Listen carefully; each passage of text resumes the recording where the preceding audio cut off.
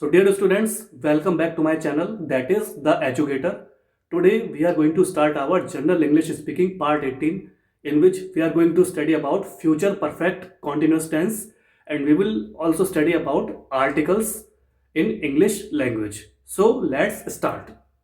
So dear students, let's start our General English Speaking Part 18, in which we are going to continue about the revision of tenses, that we will study about future perfect continuous tense, and after this the tense will be over and we will move to another topic, that will be articles. So let's start.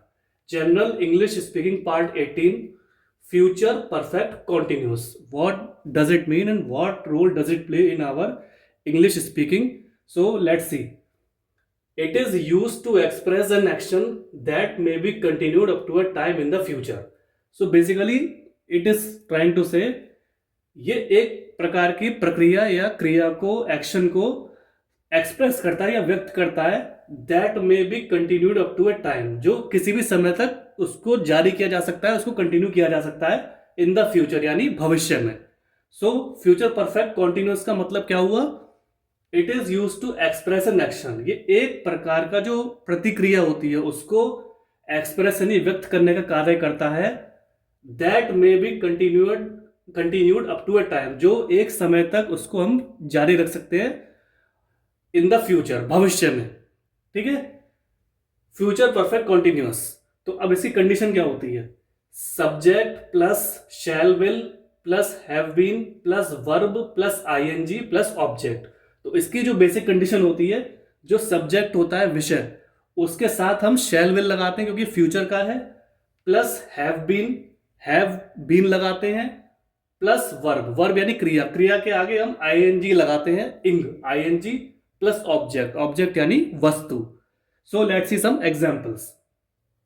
I plus shall plus have been plus study plus ING plus for medicine for 2 years by then. So I shall have been studying for medicine for 2 years by then. तो मैं medicine को पढ़ रही होंगी आज से 2 साल बाद. तो इसका मतलब ये हो गया, I shall have been studying for medicine for 2 years by then. So here you can see I is a pronoun which in Hindi it means sarvanaam, and we have to use shall or will, and the condition will be have been, shall have been or will have been. We have to use study मतलब पढ़ाई करना, क्योंकि condition we have to use ing, तो it will become studying, plus for medicine for 2 years by then, it will become now object. So the whole sentence means I shall have been studying for medicine for 2 years by then. मैं medicine को पढ़ रही होंगी आज से 2 साल बाद तक, मैं उसको मेडिसिन को पढ़ रही होंगी या पढ़ रहा होऊंगा. ठीक है friends, now the future perfect continuous और फ्यूचर टेंस और tenses have been finished. Now we are going to move to another topic, that is we will study about articles. So what is articles, what does it mean, and what role does they play in our English language? So let's see. Articles, a and the are the basic 3 articles that we normally use in our English language. You must have listened daily conversation, daily sentences. We normally use a, an or the everywhere. So the articles are categorized as indefinite and definite. तो जो आपके articles होते हैं, या तो उनको हम categorise करते हैं इनडेफिनेट में, यानी जो निश्चित नहीं होते, इनडेफिनेट होते हैं जिनकी कोई निश्चित सीमा नहीं होती, एंड डेफिनेट जो निश्चित होते हैं, ठीक है, जिनकी कोई सीमा होती है. ठीक, indefinite articles a and n do not specify things. तो जो indefinite articles होते हैं, जैसे कि a हो गया और n हो गया, do not specify things, तो ये किसी वस्तु को या किसी चीज को स्पेसिफाई नहीं करते हैं. ठीक है, the definite articles like the refers to a person or thing. तो जो डेफिनेट आर्टिकल है, जो निश्चित आर्टिकल है, जिसे हम द बोलते हैं, वो बेसिकली रिफर करता है एक व्यक्ति को या किसी वस्तु को. ठीक है, नाउ यूज ऑफ ए, हम जो आर्टिकल ए होता है हम उसको किस तरह प्रयोग में लाते हैं?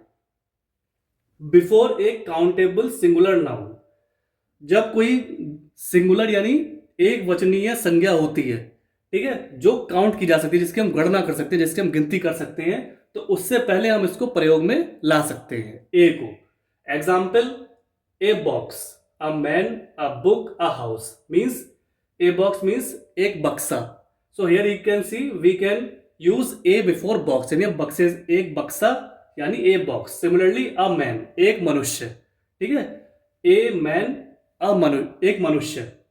अ बुक यानी एक किताब, अ बुक मीन्स एक किताब। अ हाउस, एक मकान, ठीक है, अ हाउस, एक मकान। So here you can see these are countable singular noun. ये सब नाउन है, बॉक्स, मैन, हाउस, ठीक है, ये सिंगुलर है क्योंकि ये एक ही पर्सन को दिखा रहे हैं, एक ही चीज को, सिर्फ एक ही वस्तु को दिखा रहे हैं। तो ये सिंगुलर नाउन है, चूंकि ये काउंटेबल है, इनकी गणना कर सकते हैं क्योंकि ये एक सिंगल पर्सन है। तो आपको मालूम है ये एक एक लोग हैं, तो सबके आगे हम ए लगा देंगे, a box, a man, a book, a house. तो इससे क्या होगा, आपका आर्टिकल जो है ए, उसको हमें पहचानने में आसानी हो जाती है, ठीक है। दूसरा आता है before expressions which refer to countable things. उस जगह हम प्रयोग में लाते हैं बिफोर एक्सप्रेशन, ऐसे जो हाव भाव होते हैं उससे पहले हम इनको प्रयोग में लाते हैं विच रिफर टू काउंटेबल थिंग्स, जिन वस्तुओं की हम गणना कर सकते हैं, मतलब जिनकी हम गिनती कर सकते हैं, ठीक है। बिफोर एक्सप्रेशंस, कुछ हाव भाव से पहले, विच रिफर टू काउंटेबल थिंग्स, जो जो आपकी गणना करने लायक चीजें होती हैं, जिनकी हम गिनती कर सकते हैं, जहां वो दर्शाई जाती है, उसकी गणना में हम इनको प्रयोग में ला सकते हैं। फॉर एग्जाम्पल, 100 अ किलो, 100 और 1 किलो, ठीक है। तो here you can C 100 means 100, और चूंकि हम 100 को पर्टिकुलर को हम उसे मेंशन कर रहे हैं, गिनती को मेंशन कर रहे हैं, तो उसके आगे हम ए लगा देंगे, उसके पहले हम ए लगा देंगे, तो हो गया ए 100 मीन्स 100। 1 किलो, किलो क्या होता है, हम नॉर्मली जाते हैं कोई सब्जी खरीदते हैं, कुछ भी खरीदते हैं, तो हम किलो में बोलते हैं, भाई 1 किलो आलू दे दो, 1 किलो सब्जी दे दो, या 1 किलो मटर दे दो, टमाटर दे दो। तो क्या हो गया, हम पर्टिकुलर चीज को एक उसकी गणना कर रहे हैं कि भाई टमाटर या आलू हमें 1 किलो चाहिए, तो हमने उस पर्टिकुलर चीज को बता दिया हमें ये चीज 1 किलो में चाहिए। तो 1 किलो मीन्स 1 kilo, so it is a measurable unit, ठीक है। Next is to give the sense of one, occasionally a sense of many means एक प्रकार से एक का सेंस देना, occasionally मतलब कभी कभी, a sense of many, कभी कभी उस चीज को बहुत सारे सेंस में भी हम उसको व्यक्त कर सकते हैं, ठीक है। To give the sense of one, कभी कभी एक ही चीज के बारे में उसका सेंस देना, और occasionally कभी हम ये भी कर सकते हैं कि a sense of many, हम बहुत सारी चीजों को भी उस सेंस में प्रस्तुत कर सकते हैं, ठीक है। Example, he is a doctor, he didn't speak a word, ठीक है। एग्जाम्पल हो गया ही इज अ डॉक्टर, वह एक डॉक्टर है, he didn't speak a word, उसने एक भी शब्द नहीं बोला। So here you can see he is a pronoun, he क्या है, सर्वनाम है, प्रोनाउन है। क्योंकि ये प्रेजेंट का सेंटेंस दिखा रहा है, ही इज ए डॉक्टर, डॉक्टर क्या है, केवल एक सिंपल एक डॉक्टर है, तो हम उसको मेंशन कर रहे हैं ए से। ए आपका आर्टिकल हो गया डॉक्टर के पहले, बहुत सारे डॉक्टर्स नहीं है, केवल एक पर्टिकुलर डॉक्टर है, so we are using a before doctor. He didn't speak a word, so इसमें क्या हो गया अगले सेंटेंस में कि उसने, डिडंट क्या हो गया, ये आपका पास्ट हो गया, क्योंकि वो एक डॉक्टर है, यहाँ पे वो हमें उसके परिचय मिल गया कि वो एक डॉक्टर है। जब हम उससे मिलने गए तो ही डिडंट स्पीक अ वर्ड, उसने एक भी शब्द नहीं बोला, ठीक है। तो ये चीज आपकी पास्ट में हो गई, ही आपका प्रोनाउन हो गया, डिड पास्ट का हो गया, नॉट मतलब सेंटेंस नेगेटिव में हो गया, स्पीक मतलब बोलना, अ वर्ड, वर्ड मतलब कोई भी शब्द ना बोलना, ठीक है।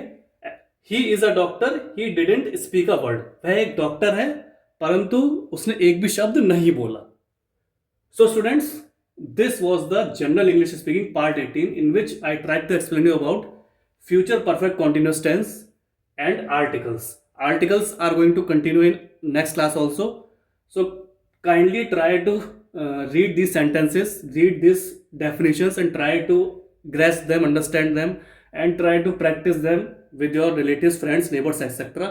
And ultimately what will happen, with the passage of time, your confidence will boost up, your personality will groom, and ultimately you will become a perfect and confident English speaker in front of another person. So thanks for your valuable and precious time. Have a nice day.